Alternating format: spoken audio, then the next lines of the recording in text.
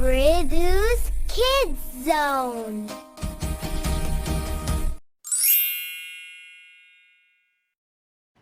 ఒకప్పుడు అనేక పండ్ల చెట్లతో నిండిన అందమైన తోటను కలిగి ఉన్న ఒక రైతు ఉండేవాడు.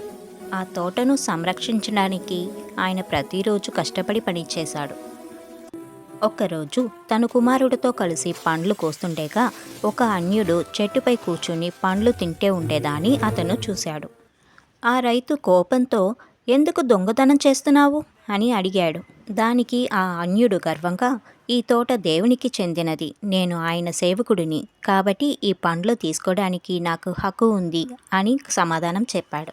ఆ రైతు ప్రశాంతంగా అతని కిందకి దిగమని చెప్పాడు. ఆ అన్యుడు కిందికి దిగిన వెంటనే అతని చెట్టుకు కట్టేసి కొట్టడం ప్రారంభించాడు. ఆ అన్యుడు, "మీరు నన్ను ఎందుకు కొడుతున్నారు?" అని అడిగాడు. దానికి ఆ రైతు, "ఈ కర్ర దేవునికి చెందినది, నేను ఆయన సేవకుడిని" అని అన్నారు. ఆ అన్యుడు ఏడుస్తూనే తన తప్పుని గ్రహించి క్షమాపణ కోరాడు. ఇకపై ఎప్పుడు దొంగతనం చెయ్యను అని అతను హామీ ఇచ్చాడు.